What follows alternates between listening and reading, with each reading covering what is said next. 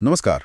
आज हम संविधान के एक ऐसे कोने में झांक रहे हैं जहां सच कहूं तो अक्सर नजर नहीं जाती। हाँ बिल्कुल। ये है राज्य विधानमंडलों के अपने स्टाफ की व्यवस्था, मतलब उनका सचिवालय।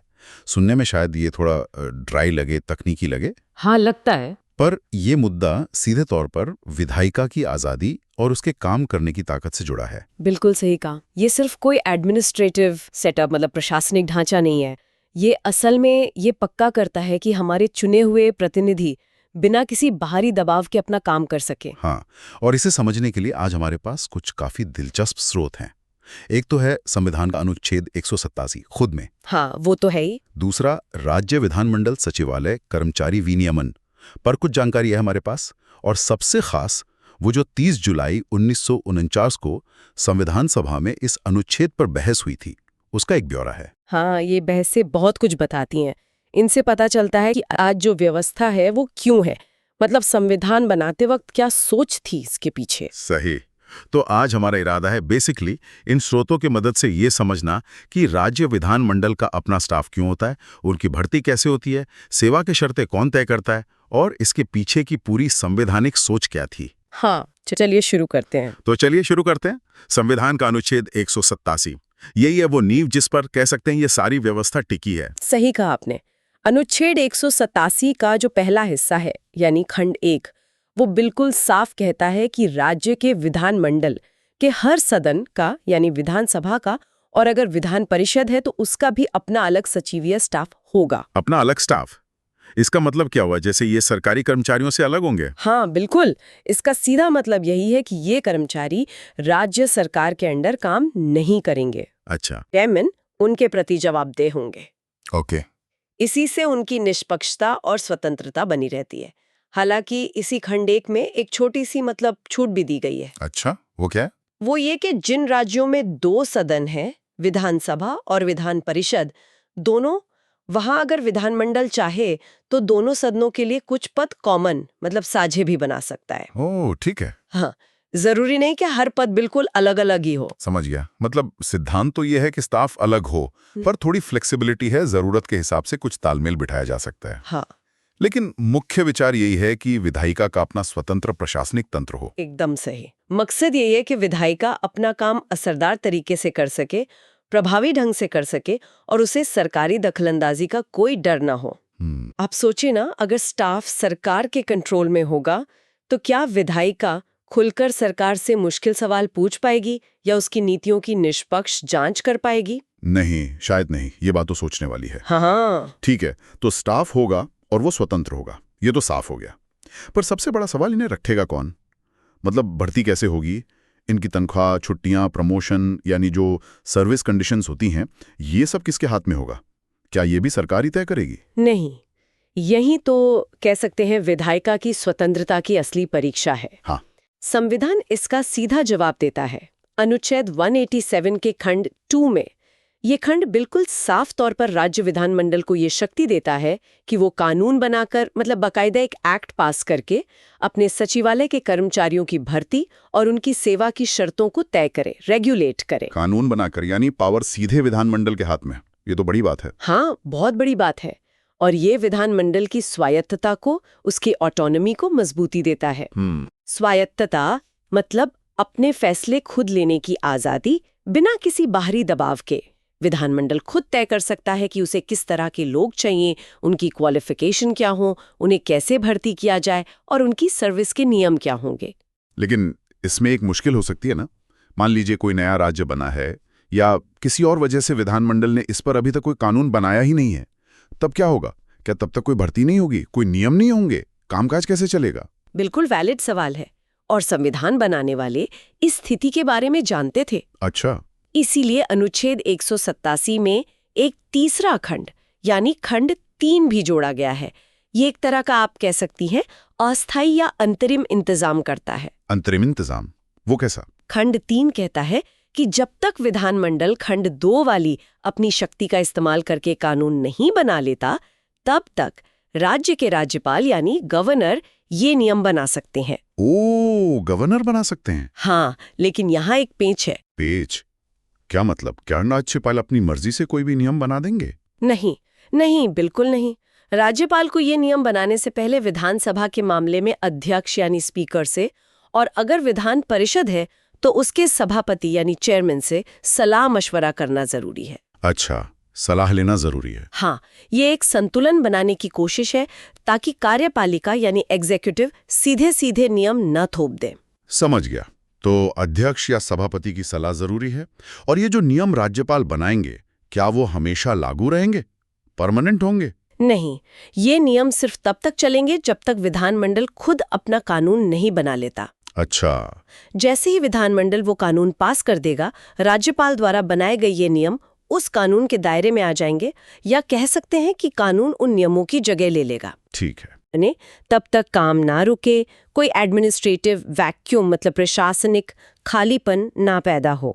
ये पूरी व्यवस्था तो काफी सोची समझी लगती है, स्टेप बाय स्टेप। हाँ, बिल्कुल। अब आते हैं उस ऐतिहासिक बहस पर। हमारे पास जो 30 जुलाई 1949 की संविधान सभा की कार्यवाही का सारांश है, मुझे ये जानने में वाकई दिलचस्पी है कि ये प्रावधान संविधान में आया कैसे। क्या इस पर बहुत बहस हुई थी? हाँ, ये जानना बहुत दिलचस्प है। उस दिन संविधान सभा में प्रारूप अनुच्छेद 163A पर बहस हुई थी। यही बाद में हमारे संविधान का अनुच्छेद 187 बना। 163A, okay. और खास बात यह है, जैसा आपने पूछा, कि ये अनुच्छेद संविधान के मूल ड्राफ्ट में जो 1948 में पेश हुआ था उसमें था ही नहीं। अच्छा, ये तो इंटरेस्टिंग है। तो ये बाद में जोड़ा गया, किसकी पहल पर? हाँ, इसे मसौदा समिति के अध्यक्ष डॉक्टर B.R. अम्बेडकर ने एक अमेंडमेंट, एक संशोधन के तौर पर बाद में पेश किया था। ओके। उन्होंने सभा को बताया कि ये जो नया अनुच्छेद 163A वो ला रहे हैं, ये काफी हद तक एक और प्रारूप अनुच्छेद 79A जैसा ही है जो पहले से ड्राफ्ट में था। 79A, वो किससे जोड़ा था?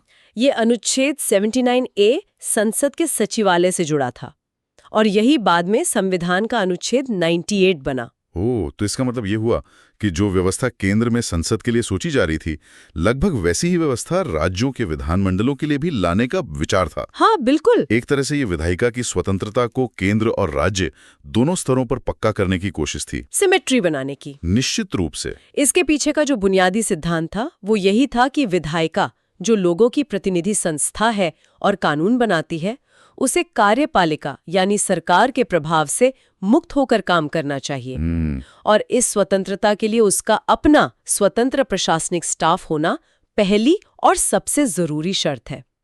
ये अनुच्छेद 187 उसी सिद्धांत को कानूनी जामा पहनाता है। ये बात तो समझ आती है। लेकिन इसी बहस में, जैसा आपने बताया, एक ऐसी बात हुई जो थोड़ी चौंकाती भी है और मतलब सोचने पे मजबूर भी करती है। एक संशोधन प्रस्ताव आया था जिसे मंजूर नहीं किया गया। वो क्या था? हाँ, ये शायद उस दिन की बहस का सबसे रोचक पहलू है। एक सदस्य थे, उन्होंने ये प्रस्ताव रखा था कि अनुच्छेद 163A के खंड 2 में, याद है ना, जो विधानमंडल को भर्ती और सेवा शर्तें तय करने की शक्ति देता है। हाँ, खंड 2। उसमें एक शर्त, एक प्रोविजो जोड़ी जाए। और क्या थी वो शर्त? क्या कहा था उन्होंने? शर्त ये थी कि अगर विधानमंडल सचिवालय में किसी ऐसे व्यक्ति को नियुक्त किया जा रहा है जो पहले से विधानमंडल के स्टाफ का हिस्सा नहीं है, मतलब कोई बाहर से आ रहा है, एक्सटर्नल कैंडिडेट, तो ऐसी नियुक्ति करने से पहले राज्यपाल के लिए राज्य लोक सेवा आयोग यानी पब्लिक सर्विस कमीशन PSC से सलाह लेना अनिवार्य, मैंडेटरी कर दिया जाए। PSC से सलाह? इसके पीछे क्या सोच थी? क्यों चाहता था सदस्य ने ऐसा? लॉजिक क्या था? उनका तर्क बहुत सीधा और कह सकते हैं व्यावहारिक था। उनका कहना था कि भाई, PSC का गठन ही इसीलिए हुआ है ताकि सरकारी नौकरियों में भर्ती निष्पक्ष तरीके से हो, मेरिट के आधार पर हो, योग्यता के आधार पर हो। सही बात है। तो विधानमंडल सचिवालय की भर्तियों में भी, खासकर जब बाहर से लोग लिए जा रहे हों, तो PSC की विशेषज्ञता का, उनके एक्सपर्टीज का इस्तेमाल होना चाहिए ताकि भाई भतीजावाद न हो और सही लोग चुने जाएं। ये बेसिकली मानक भर्ती प्रक्रियाओं को अपनाने पर जोर था। ये तो सुनने में बिल्कुल सही लगता है। मतलब फेयरनेस, निष्पक्षता और योग्यता तो जरूरी है ही। फिर क्या हुआ इस प्रस्ताव का? पास क्यों नहीं हुआ? यही तो सबसे हैरानी की बात है। संविधान सभा ने इस संशोधन प्रस्ताव को खारिज कर दिया, उसे रिजेक्ट कर दिया। रिजेक्ट कर दिया? हाँ, और हमारे पास जो रिकॉर्ड है, जो कार्यवाही का सारांश है, उसके मुताबिक इसे बिना किसी खास बहस के खारिज कर दिया गया। बिना बहस के? ये कैसे हो सकता है? मुझे लगा था संविधान सभा में तो छोटी छोटी बातों पर घंटों बहस होती थी। इसका क्या मतलब निकालें? ये तो अजीब है। ये सवाल बहुत वाजिब है और इसका कोई सीधा जवाब रिकॉर्ड में नहीं है, क्योंकि बहस का कोई ब्यौरा नहीं है, हम सिर्फ अंदाजा लगा सकते हैं। तो क्या अंदाजा हो सकता है? एक मजबूत संभावना ये है कि संविधान निर्माता शायद विधानमंडल की स्वायत्ता को, उसकी ऑटोनॉमी को इतना ज्यादा महत्व दे रहे थे, उसे इतना पवित्र, इतना सैंक्रोसैंक्ट मान रहे थे कि वे भर्ती प्रक्रिया में भी किसी बाहरी एजेंसी का दखल नहीं चाहते थे। किसी भी बाहरी एजेंसी का? खासकर पीएससी का, जो कहीं ना कहीं कार्यपालिका के अधीन ही मानी जाती है। मतलब गवर्नर अपॉइंट करते हैं सदस्य वगैरह। तो आप कह रही हैं कि उनके लिए विधायिका की स्वतंत्रता, वो भर्ती प्रक्रिया की स्थापित निष्पक्ष प्रणाली जैसे पीएससी है, उससे भी ज्यादा जरूरी थी। ये लॉजिक था। ऐसा लगता तो है। शायद उन्हें ये डर था कि अगर पीएससी की सलाह को अनिवार्य मैंडेटरी बना दिया गया तो इससे कार्यपालिका का एक तरह का अप्रत्यक्ष नियंत्रण, इनडायरेक्ट कंट्रोल विधानमंडल के स्टाफ पर हो जाएगा। अच्छा। और ये विधायिका की स्वतंत्रता के मूल विचार के ही खिलाफ होता। वो शायद विधायिका को अपने स्टाफ के चयन में पूरी छूट देना चाहते थे, भले ही इसमें मानक प्रक्रियाओं से कुछ हटने का थोड़ा जोखिम हो। ये दिखाता है कि उनके लिए शक्तियों का पृथक्करण, सेपरेशन ऑफ पावर्स, कितना अहम था। वो कोई भी ओवरलैप नहीं चाहते थे। ये वाकई एक गहरा बिंदु है। मतलब एक तरफ विधायिका की पूरी आजादी और दूसरी तरफ भर्ती में मानकीकरण और बाहरी निगरानी। इस दुविधा में उन्होंने आजादी को चुना। प्रतीत तो बिल्कुल यही होता है। हालांकि ये याद रखना चाहिए कि ये सिर्फ एक व्याख्या है, एक इंटरप्रिटेशन है। हाँ, क्योंकि रिकॉर्ड में तो कुछ है नहीं। हाँ, उस वक्त सभा के मन में असल में क्या था, ये हम दावे से नहीं कह सकते। पर ये खामोशी, ये बिना बहस के रिजेक्शन अपने आप में बहुत कुछ कहती है और हमें सोचने पर मजबूर करती है कि क्या कारण रहे होंगे। सही बात है। तो इस संक्षिप्त चर्चा और उस नामंजूर संशोधन के वाकये के बाद ये जो प्रारूप अनुच्छेद 163A था, इसे 30 जुलाई 1949 को संविधान सभा ने अपना लिया। हाँ, अपना लिया गया। और यही प्रारूप अनुच्छेद 163A आज हमारे संविधान में अनुच्छेद 187 के रूप में शामिल है। और यही वो अनुच्छेद है जो राज्यों में विधानमंडलों के स्वतंत्र सचिवालयों की संवैधानिक गारंटी देता है। तो अगर हम आज के हिसाब से देखें, इस पूरी चर्चा का सार क्या निकलता है, निचोड़ क्या है? अनुच्छेद 187 हमें क्या बताता है मोटे तौर पर? अगर हम इसे समअप करें तो अनुच्छेद 187 कुछ बुनियादी बातें पक्की करता है। पहली, हर राज्य विधानमंडल का अपना स्वतंत्र सचिवालय स्टाफ होगा। ठीक है। करने की, नियम बनाने की आखिरी शक्ति विधानमंडल के पास ही है, जिसे वो कानून बनाकर इस्तेमाल कर सकता है। ओके, अल्टीमेट पावर विधानमंडल के पास। हाँ, और तीसरी बात, जब तक विधानमंडल ऐसा कानून नहीं बनाता, तब तक गवर्नर, स्पीकर या चेयरमैन की सलाह से अस्थायी नियम बना सकते हैं। लेकिन ये नियम हमेशा विधानमंडल के कानून के अधीन रहेंगे, उसके सबऑर्डिनेट रहेंगे। बिल्कुल। तो ये महज एक दफ्तर या एक डिपार्टमेंट बनाने का नियम नहीं है, ये उससे कहीं ज्यादा है। ये विधायिका की स्वतंत्रता की एक अहम संवैधानिक ढाल है, एक शील्ड है। हाँ, ये दिखाता है कि हमारा संविधान सिर्फ शक्तियों का बंटवारा ही नहीं करता, सिर्फ ये नहीं बताता कि कौन क्या करेगा, बल्कि ये भी सुनिश्चित करता है कि उन शक्तियों का सही इस्तेमाल हो सके, उसके लिए जरूरी संस्थागत ढांचा, इंस्टीट्यूशनल सपोर्ट भी देता है। आपने एकदम सही पकड़ा। आप सोचिए, अगर स्वतंत्र सचिवालय ना हो तो विधायिका अपने रोजमर्रा के कामकाज के लिए, जानकारी के लिए, रिसर्च के लिए कहीं ना कहीं कार्यपालिका पर ही निर्भर हो जाएगी। हाँ, ये तो है। और ऐसी निर्भरता उसकी स्वतंत्रता को कमजोर कर देगी। ये सचिवालय ही तो है जो विधायिका को अपना एजेंडा तय करने में, समितियों के जरिए सरकार के कामकाज की बारीकी से जांच करने में और अंततः लोगों के प्रति अपनी जिम्मेदारी निभाने में मदद करता है। ये बात तो बिल्कुल सही है। लेकिन आज की इस चर्चा से एक सवाल मेरे मन में अटक गया है, जिस पर शायद और सोचने की जरूरत है। हाँ, कौन सा सवाल बताइए? वही सवाल जो उस नामंजूर संशोधन से जुड़ा है। संविधान सभा ने विधानमंडल सचिवालय की भारी भर्तियों के लिए लोक सेवा आयोग की सलाह को अनिवार्य क्यों नहीं माना? मतलब क्या विधायिका की पूर्ण स्वायत्तता हमेशा भर्ती प्रक्रिया में पारदर्शिता और योग्यता के स्थापित मानकों से ज्यादा महत्वपूर्ण मानी जानी चाहिए? आज के समय में जब हम गवर्नेंस में ट्रांसपेरेंसी, पारदर्शिता और निष्पक्षता पर इतना जोर देते हैं, तो वहां विधायिका की स्वतंत्रता और एक मानकीकृत योग्यता आधारित भर्ती प्रक्रिया के बीच सही संतुलन, सही बैलेंस क्या होना चाहिए?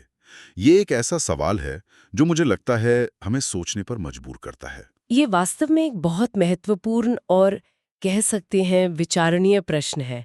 ये संवैधानिक आदर्शों और शासन की जो व्यवहारिक चुनौतियां होती हैं उनके बीच के निरंतर तनाव को दिखाता है। हाँ, इस पर कोई आसान जवाब नहीं है और शायद अलग-अलग संदर्भों में, अलग-अलग सिचुएशंस में इसका संतुलन अलग-अलग हो सकता है। ये बहस आज भी उतनी ही प्रासंगिक है जितनी शायद संविधान सभा के समय रही होगी। बिल्कुल। इस पर सोचना जरूरी है।